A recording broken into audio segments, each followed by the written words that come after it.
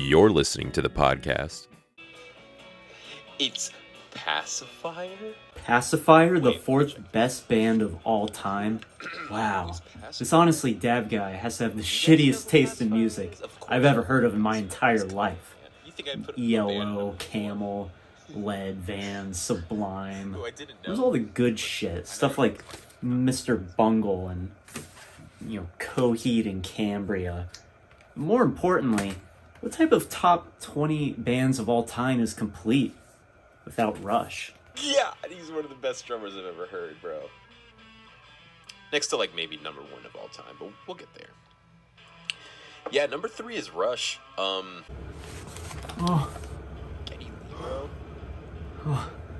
The third best band of all time, Rush. You're alright with me, honestly, Dab.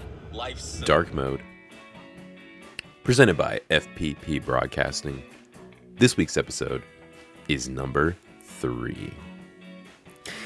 It's Rush! Yeah, I don't really know what I was going to say. Yeah, number 3, Rush, guys. Listen, I got a question. Why does this band go so hard? Why does it go so hard, man? It literally fucks so hard, dude. I'll tell you why. It's because it's 3 members, dude. You know how tight 3 members can be? Listen, I've talked about Origami Angel being one of the most incredible duos of all time. But when you only have to worry about 2 other bandmates and being precise and in sync and being tight, bro. These guys are I'd say maybe the tightest band of all time. Probably more tight than number 1 and number 2. Some of the songs they play, you hear the live albums too, and you're just my God, they're just so perfect, dude. They're just so perfect. And it's crazy because they kind of just come out of nowhere. I don't really know where to start with this. We'll start with them in 1968. Yeah, this band started in 1968. I didn't know that till recently because their first album doesn't come out until 74. And it's what were they doing in those years? And apparently nothing. They don't meet Neil Peart, their drummer, until I don't actually know when they meet him, but he's the reason the band gets better. I also found out recently that he does all the lyrics too. Most of the lyrics, I'd say just most of the lyrics. It just still blows my mind, man.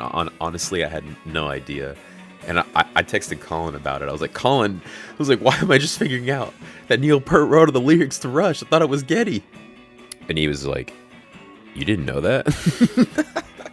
I was like, no, I don't know that. It's how was I ever supposed to know that the drummer made the lyrics, man? It's incredible. R.I.P., man. Definitely, I'd say the single greatest drummer of all time. Easily, bro. Every song that they make is good because of him. Even if you don't like the actual vocal melody, how Geddy sings it, the guitar playing, the bass, the synth, it's you can always just listen to the drums and be it's just the best part of the band, you know? Personally, I used to think it was the synth, but I'm just nah, man. It's definitely the drums. Second is the bass, and then third is the synth. Fourth is the guitar, but we'll get to that later. Yeah, did I already say it was the most hardest band of all time because they're so... Yeah, I've already said all that. I'm repeating myself. I put, if you think they're cringy, then you're cringy. Because you don't understand music. No, I'm just kidding. You could think they're cringy, especially their earlier stuff, man. Honestly, I'm not even gonna be talking about that. I'm gonna be talking about really just 3 albums, and then 2, and then we'll go from there. But yeah, I don't really know which album to start with. They're 310s, all right. That's all they got. If you want to fight me on that, that's fine. If you don't think they have any 10s, then you're just wrong, bro. I'm sorry. We'll start with my third favorite, I guess. We'll go with Moving Pictures. This album, I think, is like everyone's favorite. But I'm just like, listen, man. Listen, man. Tom Sawyer, overplayed, but still like a top 20, like a top 10 Rush song, I would say.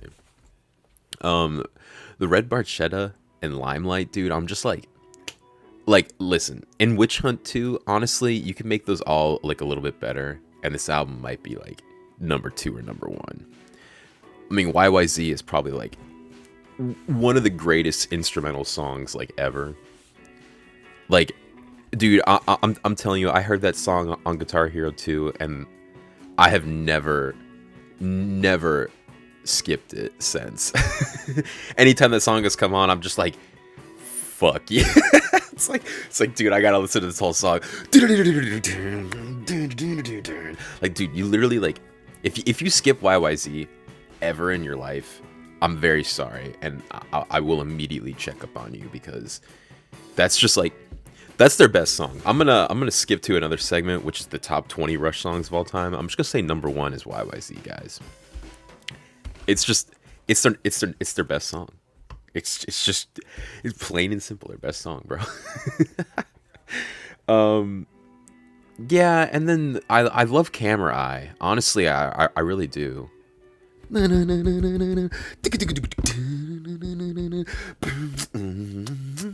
that Camera Eye? I'm thinking of a different one. No, I just listened to it real quick. It's Camera Eye. And Vital Signs is good. Everybody got mixed feelings. Like, dude, that one's like not a Rush song. It's like more of like a straight 80s song. And you're like, that one's like banging, dude.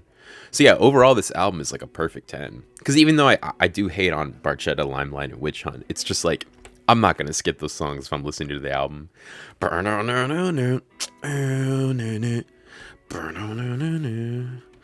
Limelight's pretty good. Red Barchetta's just kind of boring to me. I don't know. That's probably a bad take, but it's just like it's just like, I don't know. Just give me, as soon as I listen to Tom Sawyer, I'm just like, just give me the YYZ right now. Just give me the YYZ. I gotta like give him my credit card and be like, I want this, sir. I'm just kidding. Where am I going with this, bro? Oh yeah, I was talking about moving pictures. Yeah, 10 out of 10, bro. Honestly, go listen to it like literally right now. But you know what's a better album? Is Signals. This has got to be a hot take, but dude, Subdivisions is a top 3 Rush song, dude. Listen, I may have been skewed by Colin, but I've been like putting this on like every day, like on my like drive to work, dude. Like, it's got to come on. I literally have like a less than 10-minute drive to work, so you know that I'm just listening to this song like over and over and over. Subdivisions, just over and over, dude. It's such a good song, bro. God, it's just like, how long is it? It's 5 minutes and 34 seconds. Like, oh my god, dude. Start to finish, it's a perfect song. Perfect like 80s song, because this Signals came out in 83. 82, my bad. God, oh fuck. Yeah, this album's great. I used to hate on the Analog Kid, but you know what? I kind of like it now. The beginning just really just like doesn't catch me. It just like, after hearing Subdivisions and they go to Analog Kid, it's just like, what? But the chorus saves it, bro, and the ending of Analog Kid. I'm just like, all right, this song's actually good. Chemistry is a fantastic 10, man. This song is incredible. Seems to be it's chemistry. Yeah, gotta love that song, man. Digital Man, I've definitely heard before, and I like that one a lot. Just like the I don't even know how to describe it. It's like a running bass line that's just like so like, intense.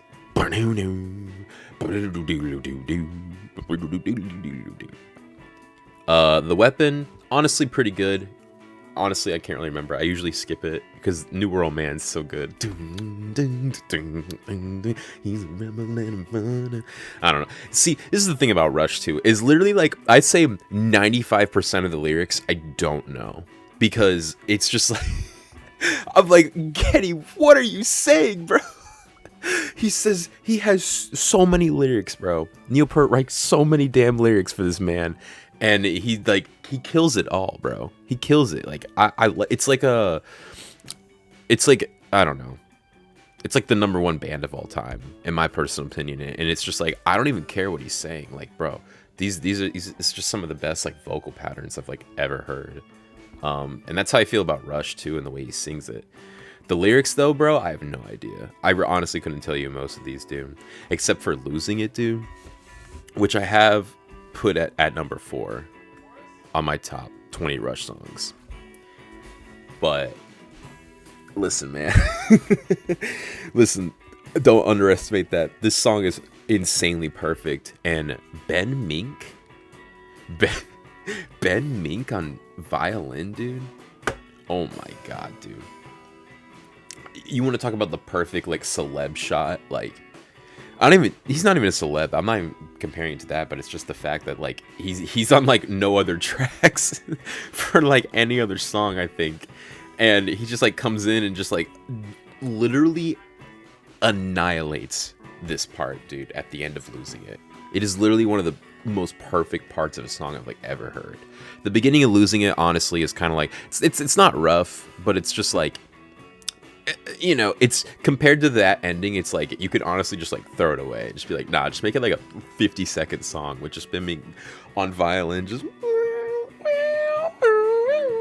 like, dude, like, oh my god, dude, I cry to that part all the time. What? No, I'm just kidding. Countdown's fun. I like it. It's like a rocket lifting off. But yeah, I think Colin like swayed me a little bit when he talked about this album, because it was just like, I was always just like, bro, Moving Pictures is just better. And he's like, nah, this album's like, it's like their best like produced album, I think is what he said. I'm trying to remember what he said, and I can't really remember. Either it's like the best sounding album or like best produced album. And it's like, I think it's the last good Rush album. Like, what? You've got, like, Hold Your Fire and, like, Power Windows, Presto, Roll the Bones. Ghost of a Chance, I said, was, like, number 20 of all time. The Past would probably make it, like, top 30. Time Stands Still, like... I mean, it's good, but, like, that's not the Rush I'm looking for. They go kind of, like, softer later on. I mean, they still go hard and stuff, but, like, dude, not compared to, like, Moving Pictures, Signals. Even, like, Fly By Night, like, early on, dude. Bytor and Anthem go like insanely hard. But yeah, man, honestly, I agree that this album just sounds so good. Like, even though like I'll pick out like Subdivisions and like Losing It and like Digital Man and like Chemistry, just like listen at any time, I'll still listen to the whole album and just be like, god, dude, it's just so perfect. Yeah, so that's the number 2 album from Rush, but can you guys guess what number 1 is? That's right, it's Caress of Steel. No, I'm just kidding. Oh my god, it's A Farewell to Kings. No, I'm actually just kidding again. It's Hemispheres. Yeah, got you again with that quick one. You kind of can't have Hemispheres without A Farewell to Kings, so I kind of almost think it's just one giant album, but really the number 1 part is Hemispheres, dude. Book 2, dude. I mean, like, bro, you want to talk about like losing my mind on an album. The first time I heard, because the way I listened to the Rush like discography was like literally in order, you know, with like their first album, Fly By Night, Crest of Steel, 2112, you know. I skipped like some of the live albums because, you know, it's just like it's not what you were meant to hear, but it kind of is because they produced it. But I got to Farewell to Kings, right? 21. All right, let me just talk about 2112 real quick. Why? and the Caress of Steel, like these 2 albums are so, I don't want to say boring because they're really not, but like I feel like if you were to listen to this and someone was like, yeah, this is progressive rock, you'd be like, I don't really like this stuff. It's just kind of, it's almost like not worth it. Like, dude, the Necromancer and like the Fountain of like the Lament are just like, I don't really know. I don't really know what to say about them. I don't really know. 2112, you know, the Temples of Syrinx, like, honestly, I'd put that on my top 20 songs for Rush, but just that part of that song. Oh, side note, dude, go to the Rocket in Universal Studios in Orlando, dude, and do the what's it called? The secret like passcode, and you have to put Temples of Syrinx on it. I know you're tempted to do the Great Gig in the Sky, but do Temples of Syrinx and you'll lose your mind on that ride. We are the priests of the Temples of Syrinx. Like, dude, that is so freaking good when you're going at like top speed. But yeah, the rest of the album, like Twilight Zone, like you know, Passages of Bangkok, like I guess. I got to Farewell to Kings and I was like, oh, Closer to the Heart. I've definitely heard that one like a billion times before. You know, honestly, Xanadu's pretty good. Cinderella Man's funny. I don't remember Madrigal at all. But dude, Book 1, The Voyage, Cygnus X1, dude, like, God, that like, dude, that shit was so hard, and I was just not prepared for that. And then when Hemispheres played, it was the first time I heard it. I was like, oh my God. When that beginning happens, the hold on, I'm gonna listen to it real quick. Yeah, it's just like that like coming in from like after book 1 to book 2, and I was like, I literally like lost my mind, dude. Because I have Hemispheres at like my number 3 album of all time, which is a different list I'm gonna make. And God, when that song came on, like I was like, this is literally what I have been waiting for with Rush. I was like, this is literally what I've been waiting for, because I had heard Anthem, Fly By Night, Bastille Day, Closer to the Heart, Freewill, Spirit of Radio, Tom Sawyer, like all these songs that are just like popular Rush songs. Like I've heard them so many times. And The Trees that's on Hemispheres, I've heard it like a million times, you know. Great song. But when Hemispheres started playing, dude, I was like, oh my God. I was like, where has this song been? And then I looked at the time and I saw it was 18 minutes and I was like, oh my God. Like, dude, I think that's when I really lost my mind, is when I realized it was 18 minutes. Because I was like, why is this album only 4 songs? And I was like, oh my God, it's 18 minutes. I mean, listen, I have a take about progressive rock and songs that are over like 10 minutes. If you look at a song that's over 10 minutes and you're like, ugh, you're like disgusted and you're like, I'll never listen to this song. Like, why is it over 10 minutes? You just don't have patience, brother. I'm sorry. Listen, I may have been taught extreme amounts of patience from dealing with my dad and like other like shit that's gone on within my life. But like, honestly, dude, you have the time, all right? You have the time to listen to an 18-minute song in your day. I know you do. I know for a fact, even the busiest people, dude, literally still have time to listen to like songs like this. You listen to podcasts that are like 2 hours. You listen to this podcast, it's like an hour, bro. You watch a movie, you watch a TV show, that's like 24 minutes, 48 minutes, like to an hour. Just listen to an 18-minute song. Listen to Hemispheres. Put your headphones on. Cancel everything out. Don't look at your phone. Look at like, you know, just like close your eyes and listen to this fucking song, dude. I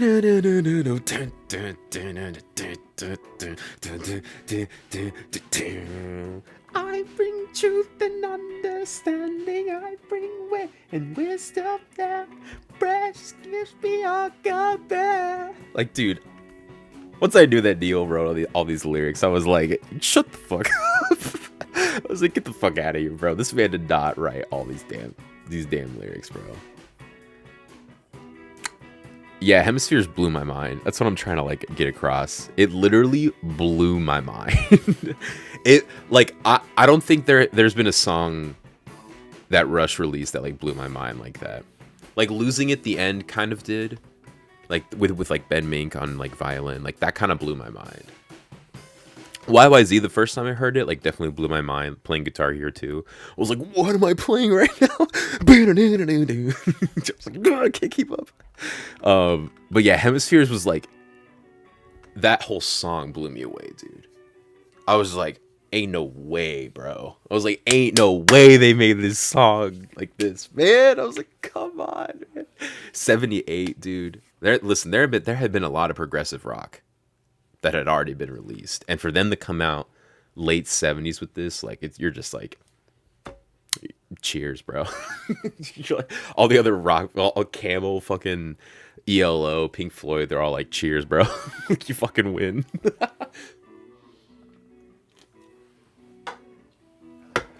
Oh god, I almost dropped my coat. Yeah, man. Circumstances, it's a good song. It's like the weakest part of this album, and yet it's still good.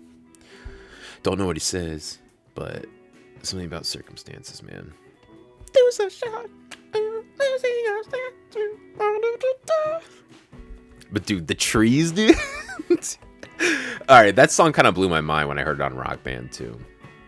I mean, Rock Band 1. I don't remember which Rock Band it's on. But just the... Like,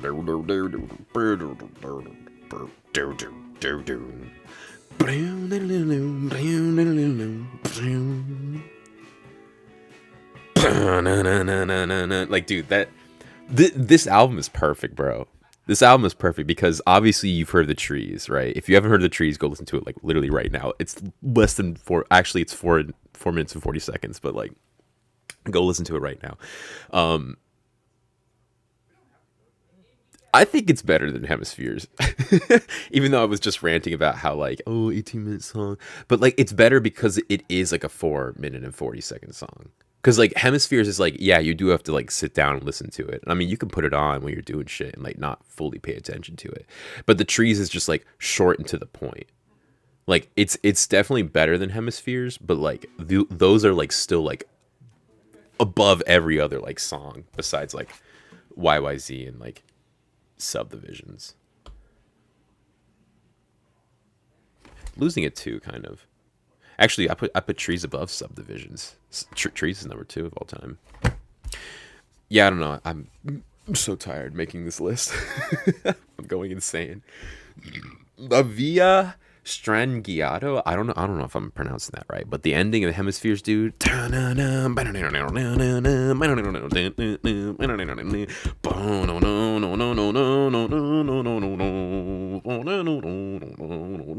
I feel like I've heard that riff so many times in different Rush songs.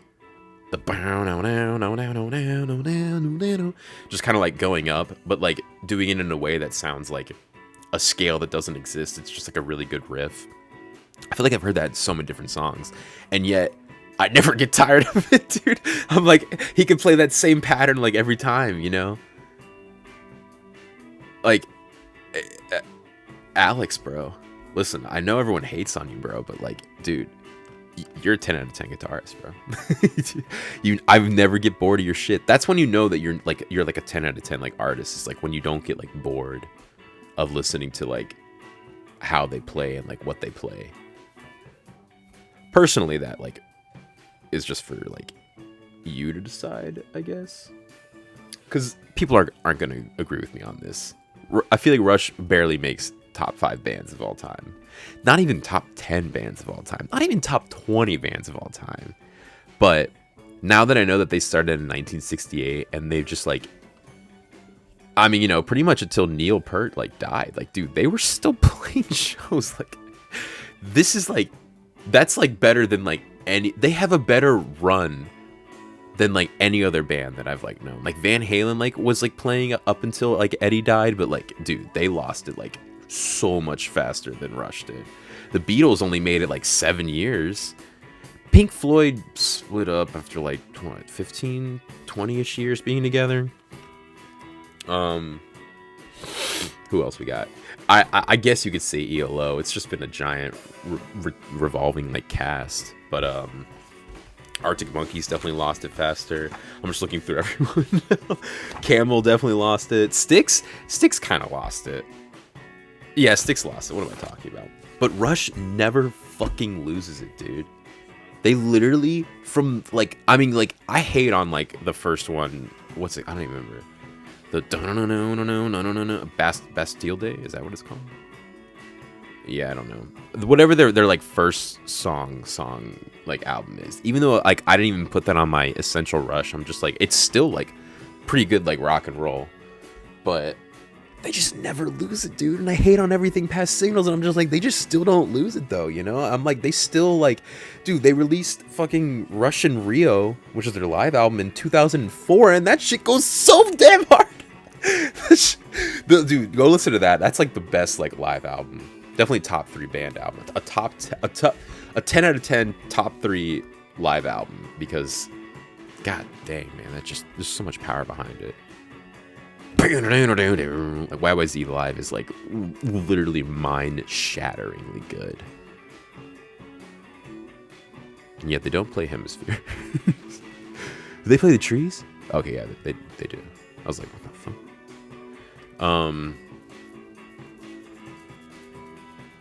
Yeah, I don't know. Maybe I'll just pause it right here. How long have I been recording? Not really that long. Any escape might help to smooth the unattractive truth, but the suburbs have no charms to suit the restless dreams of you.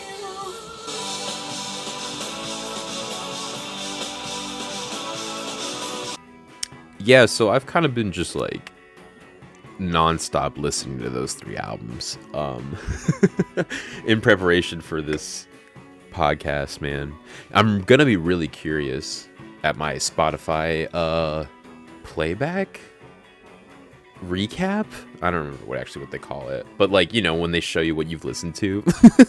Literally, like, I know it's gonna be like my top played songs. It's gonna be like the top band of all time, and yet I feel like I'm gonna be so curious, man, because every time before I do one of these podcasts, like the weeks before, like the days leading up to it, like, dude, I am literally doing nothing but listening to these fucking bands and these albums, and they're these essential playlists, man, just on non-stop. Anytime I'm in the car, anytime I'm writing, anytime I'm like doing anything that doesn't require me to not listen to music.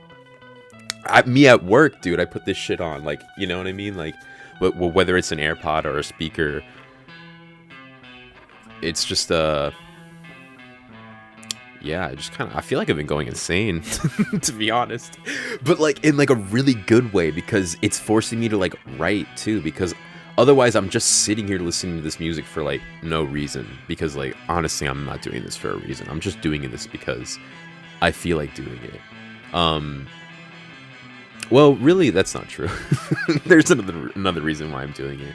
I'll let y'all know at the end though why. But yeah, I'm going insane, guys. I've heard Subdivisions more times in the past like month than I've heard in my entire life. In the high school halls, in the shopping malls, conform or be cast out. Subdivisions in the basement bars, in the backs of cars, be cool or be cast out. Wait, did I say conform or be cast out? Conform or be cast out. And then he does the next line like fucking just so perfectly, dude. So in one breath.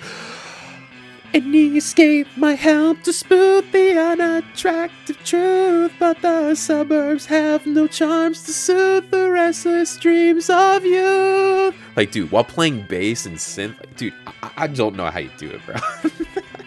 I don't know how you do it.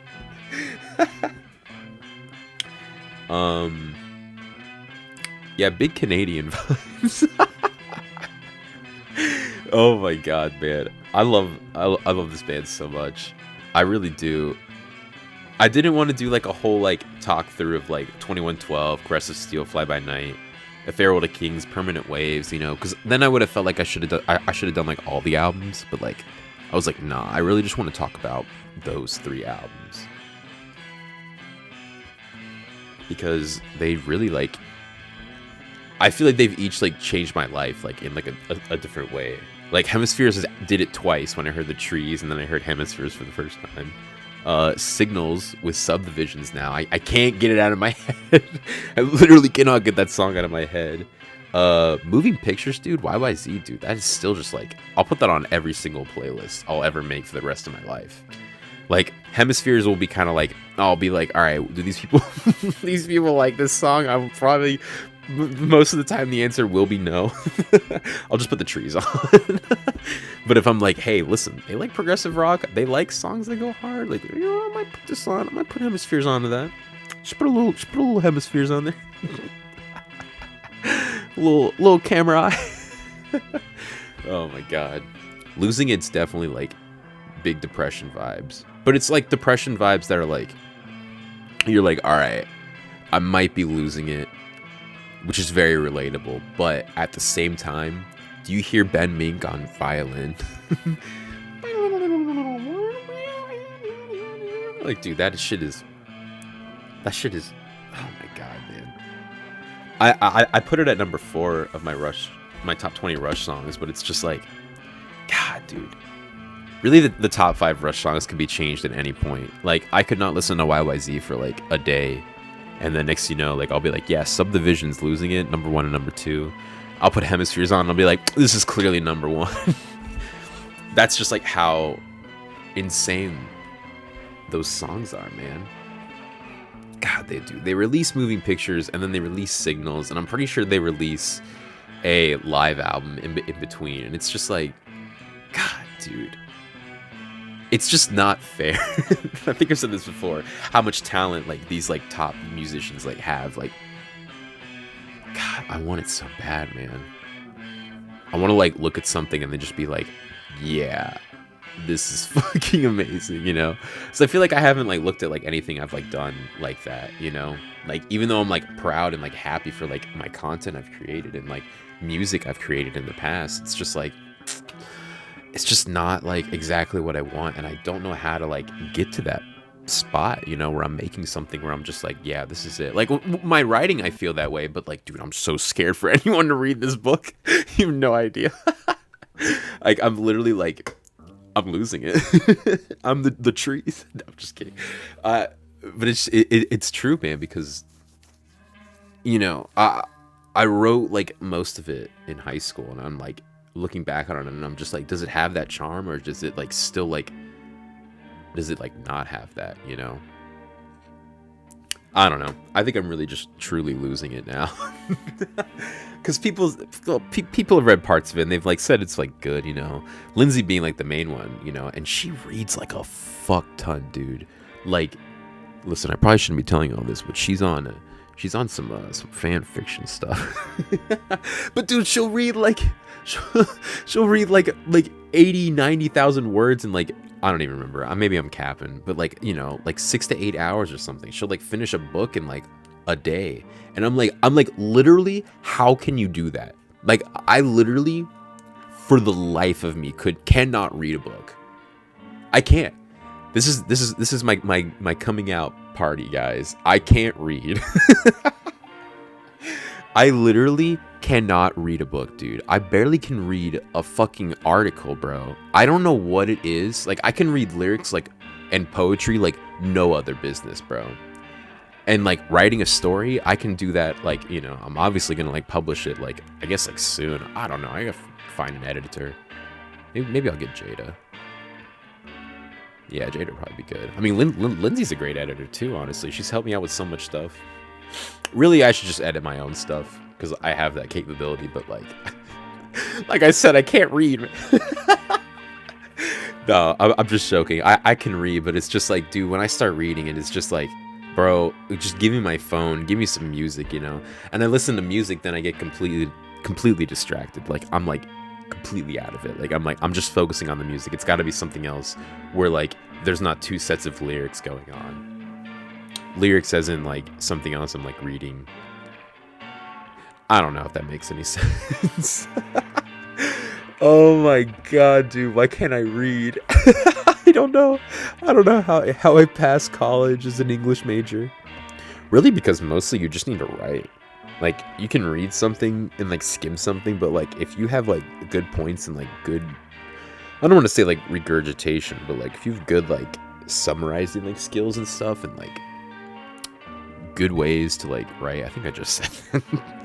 But like it's just it was so easy, dude. Like honestly, I was just like, they were just like, yeah, write like 10,000 words, and I was like, I got you. I was like, no problem. And I was like, I know that what you want to hear. I know what you want me to write. I got you. I got you. I can write it, bro. I feel like most people just don't have like the willpower, the patience to write. But I kind of do. And I kind of don't at the same time. I've taken like literally it'll be 10 years that I've literally been like working on this book. And I haven't like done it yet. And yet I feel good that like after 10 years that it'll actually be over. Ever since like high school, man, Mr. Pryor's math class. Pretty sure it was like STEM or STAT or whatever. I don't know. Nathan was in that class. Thank God he was in that class, dude. I would have blew my brains out if he wasn't. Was he in that class? Am I just imagining this? Nah, he was in this class. See, that's what I'm saying, man. Memories just get like changed so easily, and then you're just like questioning yourself. You're like, was I in that class with that guy?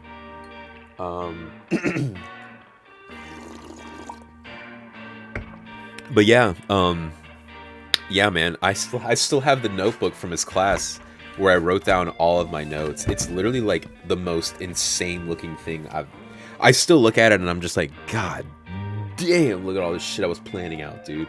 Like I literally I planned out like 7 books in that class.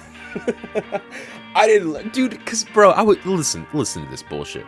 I was supposed to be in college algebra, right? Get my college credits. I didn't pass the SAT like math portion like well enough to be in that class. And then they had like take it at the high school math class to see if you can like make it. And bro, I got in, bro. They let me into college algebra. And then during the first week of it, they came to me and they were like, yeah, you actually scored like 5 or like 6 points like lower, I think. And they're like, yeah, we're actually gonna have to ask you to leave. And I was like, what? I was like, bitch, I'm already in this fucking class. What do you mean you're gonna take me out? And dude, they did that to like several other students, and I was like, why? I was like, that's such a big like fuck up. And yet it wasn't like that big of like a deal. But it kind of was, because dude, that class probably would have been easier than the class I was in, and I would have got college credit for it. Dude, that shit pissed me off. Looking back on it now, I'm like, holy hell, thank God, because like, dude, I came up with this story like way back then and just like was like doodling in my notes, you know? And who knows, I could have met somebody else in like the college algebra class that like would have been like, hey, you should write a book about this or something, you know, instead of talking to Nathan in like my own like mind, basically. That's the stuff I think about, where it's just like, what if I would just like was still in that class? Would I still be on the same pathway? Dude, because the beginning of senior year was kind of crazy. It's kind of crazy because like literally I would say there was an estimate of like 3 trillion doorways. And that's a lot of doorways to choose from, dude. That is like I know like you're like 3 trillion doorways. Like what the fuck is Dav talking about? And I'm just like, if you know, you know, bro. I'm just like, dude, 3 trillion doorways. And I went through a couple, bro. Honestly, I did. It got me to right here. And you know what? It's really not that bad. It's really not that bad, guys. I'm telling you, if you're depressed out there, listen, man. Just go listen to some Rush. I promise you'll feel a billion times better. Go listen to Moving Pictures, Signals, and Hemispheres. Really listen to Farewell to Kings, then to Hemispheres, if you're going to do that. Because you kind of do have to, like... You gotta hear book 1. No, I'm just kidding. You don't actually have to. But it'll definitely, like, blow your mind even more, man.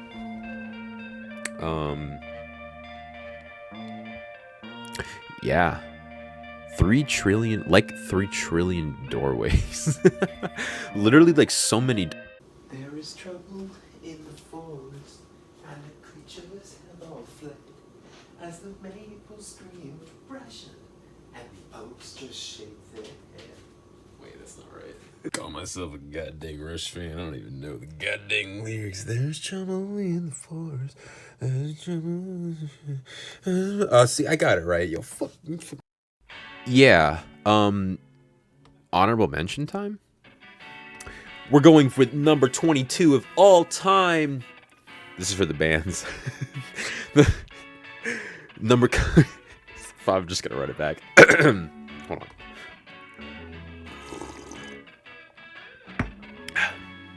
Coming in at number 22 of all time, we have Steely Dan. So there's a person out there who sort of got me more into Steely Dan, and I don't even think they really know that they did. But I had known Steely Dan since like fucking I was like 5 years old. I'm talking about Reeling in the Years, bro. My dad had that shit on repeat, bro. Repeat. Are you reeling in the years? Stowing away the time. Are you practicing the year? I don't even know what he says. It's been so long since I've heard that song. I don't even know what album that's off of, to be honest. But Steely Dan, dude, like, dude, what the fuck? These guys are insane, bro. How many guys is it? Is it just 2? A studio band, dude? That's, dude. You want to talk about the dream, baby. That's the dream right there. Do It Again is like, it's such a fucking good song, dude. That song is insane, dude. But yeah, I'll just thank that person again who got me into Steely Dan, man. Gotta love this fucking band. I need to do a deep dive, and I'm putting them at 22 because literally I haven't heard a bad song from them, and it's possible that like in the next like 5 to 10 years, I'll listen to more of them and they'll make the top 20. Listen, I'm already looking at it now and I'm like, bro, I'm probably gonna make another one of these in like 10 years. I just think it would be funny to see how much it'll change, because there was a band, or I guess it's number one. The number one of all time like made me like want to make this list, because I was just like, dude, there's no way. There's no way this is happening right now. Anyways, I'm getting like way ahead of myself. But yeah, Steely Dan, man, go check them out. I need to check them out. Check out Do It Again. That song is chef's kiss, bro. 22 of all time, possibly gaining into the top 20 of all time within the next 5 years. I don't know, 5-10 years. Yeah, that's really the show, guys. I don't really know what to say. What time is it? It's like 2 o'clock, 3 o'clock. Yeah, like 2:45. It's pretty late, guys. I've been working a lot recently. I've been getting paid pretty good money to like cook, to be honest. And like, it's so ridiculous, man, because I feel like this is like the best job I've like ever had. And yet the people that work there, man, they just bring down the vibe, kind of, man. Hey, listen, if you're at work, if you're working with me right now and you're hearing this, listen, it's not you. It's not you, bro, because you're listening to this right now, which means you're cool and I like you. But yeah, man, there's some people at work who just like bring it completely down, and you're just like, man, you're like, come on, man, we're making good money here. It's not that hard, bro.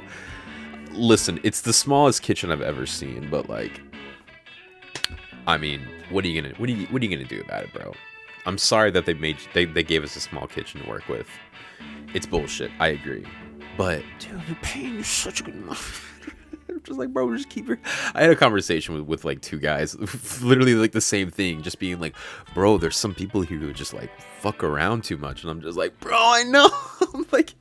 I'm like, yo, they already fired like 3 people, bro. I'm just like, they're gonna fire more people, bro. That's why I'm just like, every time like a manager comes in, it looks like I'm like doing something. I'm just like, chopping some shit up, which, there is something you can always really be doing in a kitchen, whether it's cleaning or prepping food. Even if you're a line cook who's like sole purpose and duty is just to like make tickets. It's like, dude, when it's slow, just do something, you know? Like, yeah, you could be on your phone for a little bit. No one's saying to be working the entire time, but like when you like go outside multiple times and like go to the bathroom multiple times and like, you know, drink or get high, it's like, listen. Listen, the shift isn't that long, all right? Some people may be on a 10-hour shift. Some people may be working plus 10 hours. Like those people, like, yeah, all right, listen. Listen, you can do whatever the fuck you want. But you're working like a normal under 8-hour shift, like, bro. You just don't have the patience, my guy. Yeah, I'm listening to the Wooden Frogs tracks again. You know how it is, bro. Man, I'm pretty sure they influence like math rock, like a fuck ton too. I hear a lot of like math rock and Rush, and like I don't think you would ever classify them as math rock, but it's just like the way they're like pioneering like this like sound of like rock mixed with like synth, and like it's like I feel like it's people classify it as like heavy metal, but it's just like not true. That's just like not. Yeah, like dude, they have them as heavy metal under fucking what's it called? Wikipedia's like genres, like progressive rock, hard rock, easily. Heavy metal? Where's the heavy metal, bro? I'm sorry. I'm sorry, bro. It's not heavy metal. I'd call it heavy rock, even. Heavy progressive rock. Heavy hard synth progressive rock. Synth pop? Nah, not really. Heavy metal, dude. I'm sorry. I just don't classify Rush as heavy metal. That's just me, though. Yeah, I feel like I've really run out of stuff to say about this band. Best trio of all time since 1968. Like, I mean, can't really get any better than that. Oh, wait. You can, though. Because even though this band goes so hard, like so unbelievably hard, like harder than like anything I could ever make, bro. Like, dude, I'll never make something as good as YYZ and fucking like the Trees and Hemispheres. Like, they go so hard, and yet they cannot. And I know this might be a bad take. Someone might get mad at me, but dude, they don't know how to make a soft song. they don't know. They don't know how to do it, bro. They literally don't know how to do it. There's no balance, bro. It's literally like, if their song isn't banging, it's not a good song. Case in point, dude, Caress of Steel. Case in point, what's it called? Time Stands Still. Everything past Signals, bro, just like does not hit the same. The Pass. Ghost of a Chance.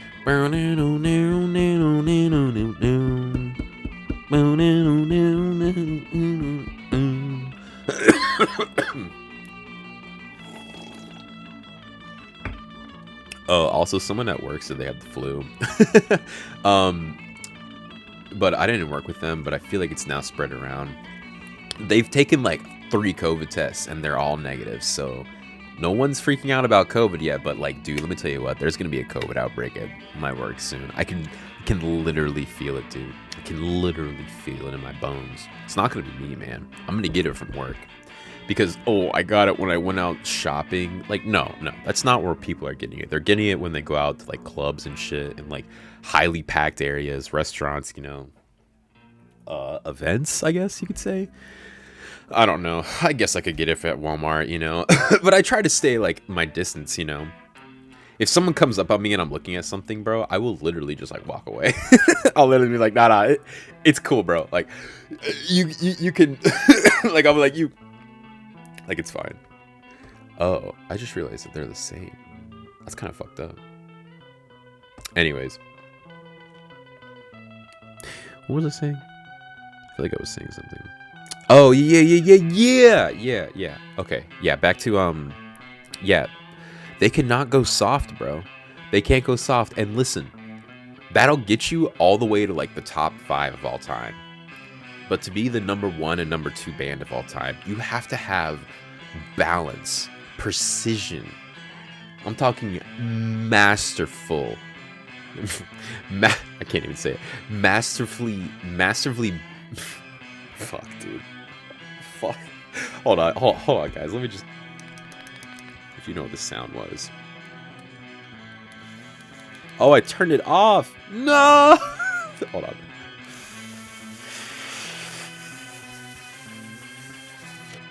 I'm telling you, man. I am telling you right now.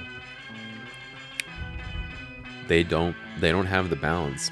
That's not 100% true. They do have a pretty good balance. I'm honestly like bullshitting on that. But their balance is just not as good as number 1 and number 2's. So, coming in at number 2 of all time, bro. This is gonna blow some people's minds, bro.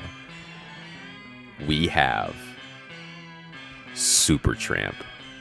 Now, if you know, if you know what I mean, you know what I mean. I don't know where I'm going with this. Yeah, number 2 is Supertramp, guys. This band was number 1 of all time up until about, well, you know, I don't really know when. Pretty much up until like last year, I'd say. This whole past like 2 years. Yeah, man, Supertramp is literally like the greatest band of all time. I mean, some of the best albums I've ever heard, some of the best music I've ever heard.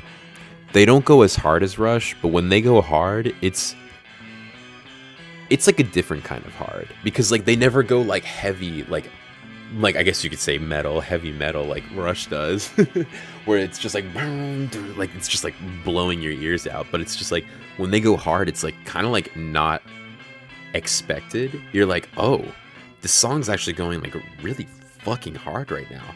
And yet they have some of the saddest songs you'll like ever hear from like a band that's not like outwardly like sad, you know? Like the raw emotions you feel from their music is just like it's I can't really describe it, to be honest.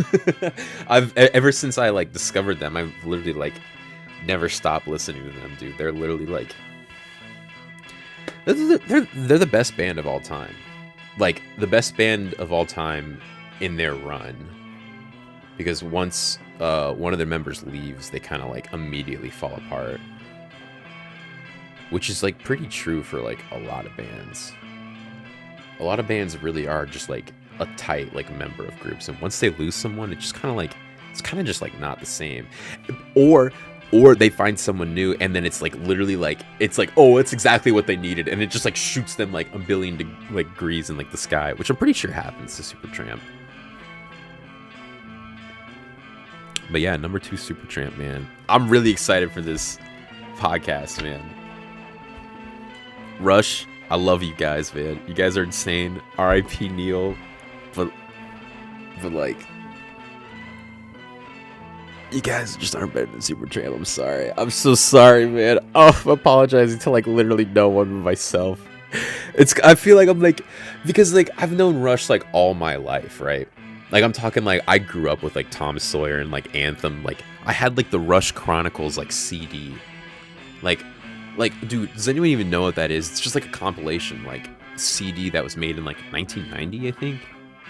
Yeah, 1990. And it's just got, like, 2 songs from, like, every single, like, album they, like, released. Or what it, like, looks like on here. Is there anything with 3? Nah. But yeah, man. Playing Anthem, I was just like, God, I was like, I love this song.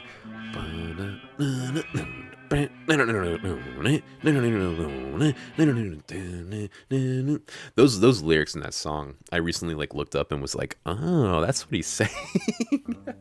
My whole life I had no idea. But though your place in life is where you want to be, it's on the man to tell you that you owe it all to me. Keep on looking, no use to look around. Hold your head above the ground, boom, ring it down. Anthem of the heart and anthem of the mind. A funeral dirge for eyes gone blind. We want to find. I can't even like sing the lyrics right now, man. I'm so tired. I'm like slowly losing it. I'm looking at the chronic. I literally had this CD, man, and I was just like, closer to the heart, dude. Freewill, Spirit of the Rain. Like, dude, honestly, it matches up.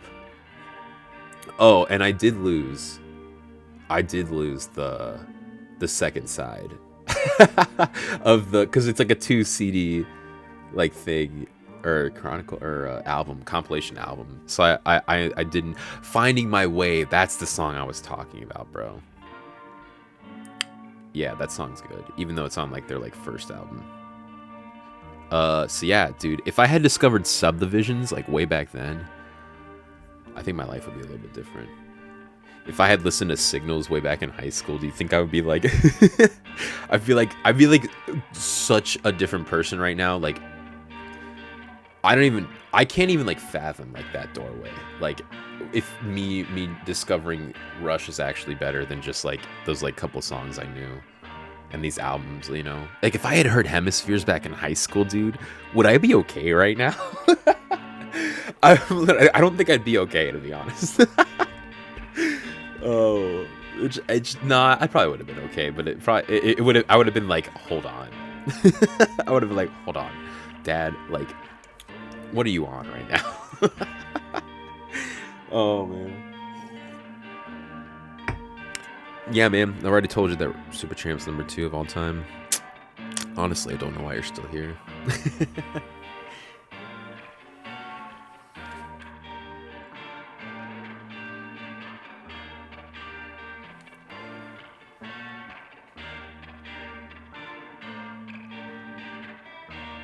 I don't really know why I'm still here.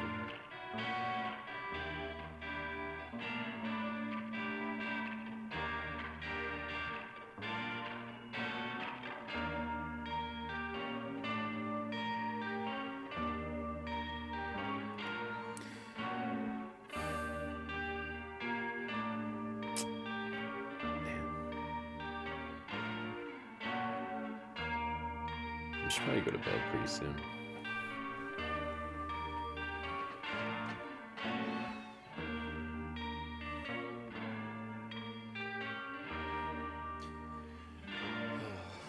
Bro.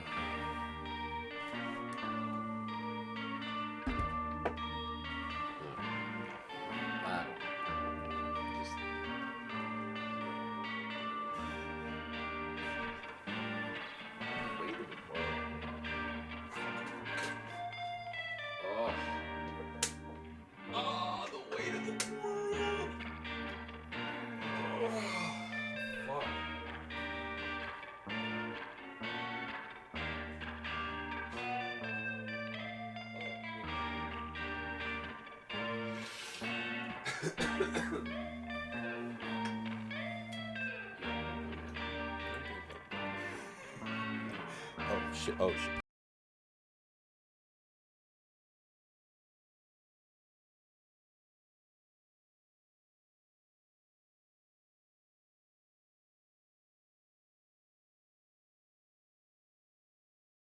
So, what's your answer, Dev? Maybe you're right. Maybe I should just give up. Yes, you've finally seen the light. Or, rather, my light.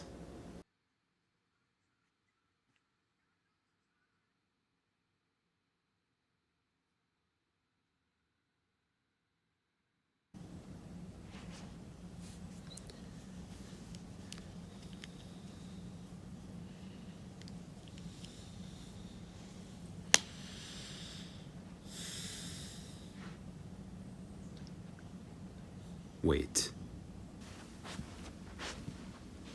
You're gonna love Purgatory, Dav. Tons and tons of amiibo. All the Jones you can drink.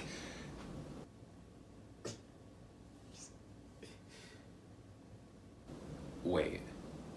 I know that stance. Don't you dare. You know it won't work. I've got to try.